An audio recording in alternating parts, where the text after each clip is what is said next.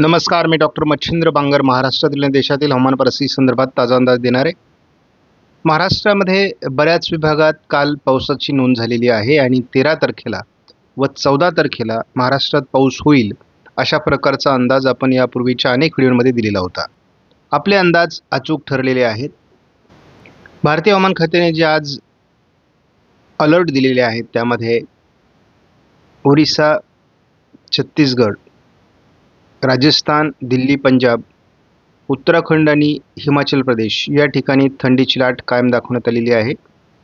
त्याचबरोबर उत्तरेकडील जम्मू काश्मीर, लेह लडाख, उत्तराखंड, पंजाब, हरियाणा, दिल्ली, उत्तर प्रदेश, राजस्थान, बिहार, झारखंड आणि ओरिसा या राज्यांमध्ये तसंच पूर्वेकडील काही राज्यांमध्ये अजूनही धोक्याचा प्रभाव कायम आहे.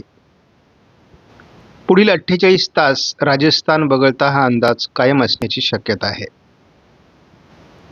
महाराष्ट्रात तुरळक ढगाळ परिस्थिती निर्माण झालेली होती. पाऊसही झालेला आहे. मात्र तरी देखील थंडीचं प्रमाण बऱ्यापैकी आहे. महाराष्ट्रामध्ये विदर्भ, उत्तर महाराष्ट्र, मध्य महाराष्ट्र, उत्तर मराठवाडा या ठिकाणी बऱ्यापैकी थंडी जाणवलेली आहे आणि यापुढे ती जाणवत राहील.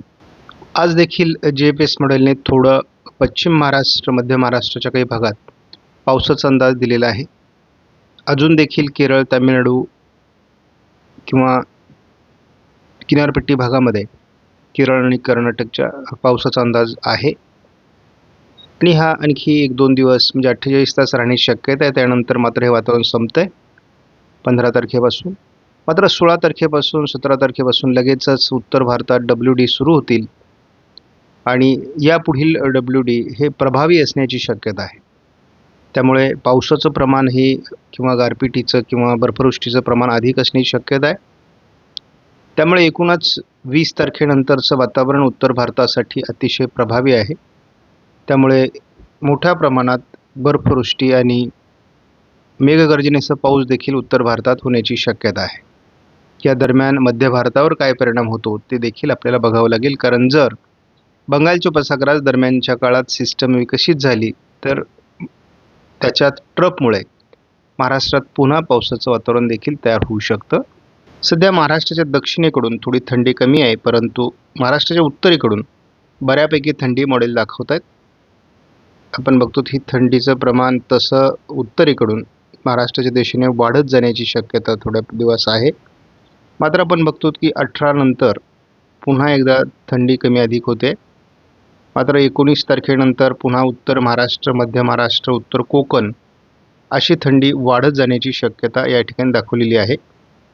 बाकी विदर्भ, मराठवाड्यात थंडीचं प्रमाण थोडंसं कमी होऊ शकतं, परंतु एकूणच प्रभावी WD उत्तर भारतात येत असल्यामुळे यदा कदाचित बर्फवृष्टी अधिक झाल्यामुळे थंडीचं प्रमाण देखील वाढू शकतं.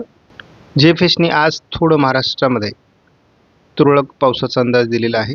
एकत्रित स्वरूपात धावता अंदाज आपण SMWF मॉडेलचा बघत असतो. अजून देखील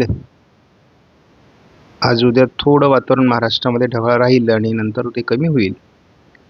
परंतु वातावरणामध्ये मुख्यत्वे 19 तारखेनंतर मोठा बदल होण्याची शक्यता आहे. हा बदलच 22 तारखेपासून स्पष्ट जाणवतोय.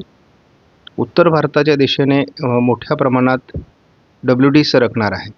ते मैदानी भागापर्यंत परिणाम करतील आणि दोन्ही समुद्राच्या दक्षिण टोकाला देखील वातावरण निर्मिती होण्याची शक्यता असल्यामुळे नेमकी कोणत्या राज्यांमध्ये पुन्हा पावसाळी परिस्थिती निर्माण होते, गारपीट होते हे आपल्याला बघावं लागणार आहे. आज देखील महाराष्ट्रामध्ये काही भागात तुरळक पावसाची शक्यता आहे, ढगाळ वातावरणाची शक्यता आहे. यामध्ये मुख्यत्वे करून अहिल्यानगर, छत्रपती संभाजीनगरचा काही भाग, जालना, बीड, लातूर, धाराशिव, सोलापूर, पुणे आणि साताऱ्याच्या काही भागात हे वातावरण असण्याची शक्यता आहे. 15 तारखेला मात्र हे वातावरण संपणार आहे. 15 नंतर 21 तारखेपर्यंत फारसं वातावरण नाही आहे. संपूर्ण उघडीप राहणारे, थंडीचं प्रमाण वाढणार आहे. परंतु दरम्यान आपण बघतो 21 तारखेलाच अंदमान निकोबार बेटांच्या दरम्यान त्या ठिकाणी आपण बघतो की अंदमान निकोबार बेटांच्या दरम्यान एक नवीन सिस्टम विकसित होण्याची शक्यता आहे. 22 तारखेला एक नव्याने WD देखील या भागातून आपल्याला सक्रिय होताना दिसतोय. ही सिस्टम देखील थोडी दक्षिण भारताकडे सरकते